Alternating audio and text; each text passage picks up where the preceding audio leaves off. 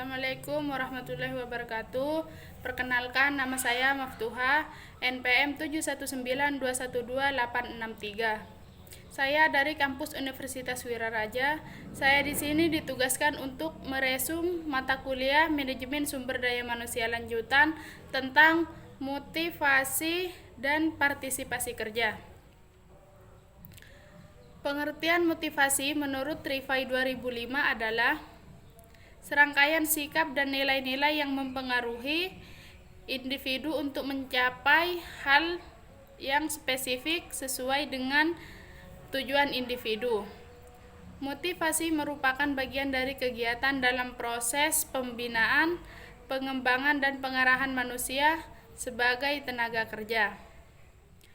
Teori motivasi ada 4 bagian, yaitu yang pertama teori isi, yang kedua teori kebutuhan MC, yang ketiga teori pengotaan, dan yang keempat teori penetapan tujuan. Teori isi ini dibagi menjadi 3 bagian, yaitu yang pertama teori hierarki kebutuhan, yang kedua teori motivasi pemeliharaan, yang ketiga teori prestasi. Teori kebutuhan MC ini juga dibagi menjadi 3 bagian, yaitu A. Kebutuhan akan prestasi, B. Kebutuhan afiliasi, C. Kebutuhan akan kekuasaan.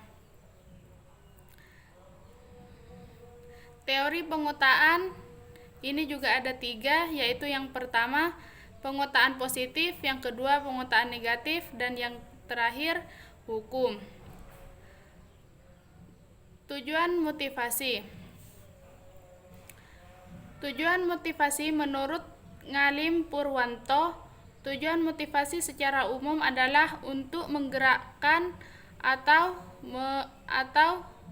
mengunggah seseorang agar timbul keinginan dan kemauannya untuk melakukan sesuatu sehingga dapat memperoleh hasil atau pencapaian tujuan tertentu. Tindakan motivasi akan lebih dapat berhasil jika tujuannya jelas dan disadari oleh yang dimotivasi serta sesuai dengan kebutuhan orang yang dimotivasi. Oleh karena itu, setiap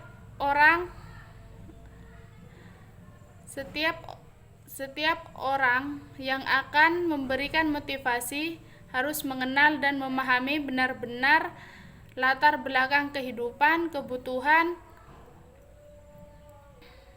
dan kepribadian orang yang akan dimotivasi. Fungsi motivasi yaitu ada 3.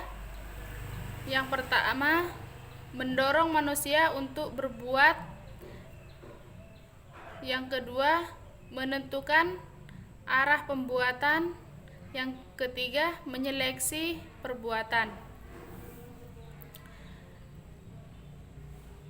Mendorong manusia untuk berbuat jadi sebagai penggerak atau motor yang melepaskan energi. Motivasi dalam hal ini merupakan motor penggerak dari setiap kegiatan yang akan dikerjakan. Yang kedua, menentukan arah pembuatan, yakni ke arah tujuan yang hendak dicapai. Dengan demikian motivasi dapat memberikan arah dan kegiatan yang harus dikerjakan sesuai dengan rumus dan tujuannya.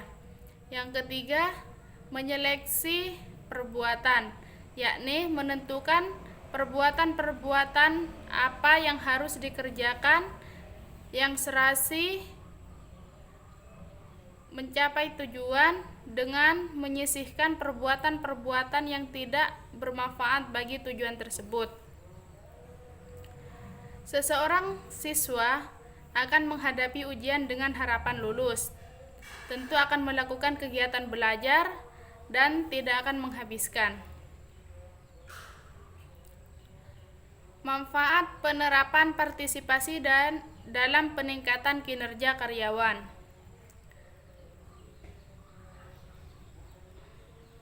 Partisipasi akan menaikkan rasa kebersamaan dalam kelompok yang akibatnya akan menaikkan kerjasama anggota kelompok di dalam penetapan sasaran. Partisipasi dapat mengurangi rasa tertekan. Aspek partisipasi kerja yaitu yang pertama, keterlibatan emosi dan mental pegawai. Yang kedua, motivasi untuk menyumbang atau kontribusi. Dan yang terakhir, penerimaan tanggung jawab. Tingkat partisipasi ada 3, yaitu yang pertama, direktif atau langsung, yang kedua demokratis, dan yang ketiga permisif. Direktif atau langsung ini atasan menentukan tujuan dan membatasi metode kerja secara langsung atau menentukan sendiri. Bawahan melakukan partisipasi kerja berdasarkan metode kerja yang telah ditentukan oleh atasannya. Kemudian atasan menilai hasil kerja bawahan berbeda-beda. Yang kedua, demokratis. Atasan menentukan tujuan bersama berdua dengan bawahannya. Begitu dalam menentukan metode kerja yang akan digunakan dalam aktivitas kerja. Yang ketiga, permisif, yaitu atasan mempersilahkan bawahan menentukan sendiri tujuan dan metode yang mereka gunakan. Atasan berfungsi membantu jika diminta oleh bawahan, dan atasan hanya menciptakan iklim kerja yang wajar dan kreatif. Persyaratan partisipasi kerja yaitu yang pertama, waktu yang memadai untuk berpartisipasi. Yang kedua, potensi keuntungan harus lebih besar daripada biaya yang diperlukan. Yang ketiga, ada relevansi dengan minat pegawai. Yang keempat, kemampuan pegawai harus memadai mengenai subjek partisipasi.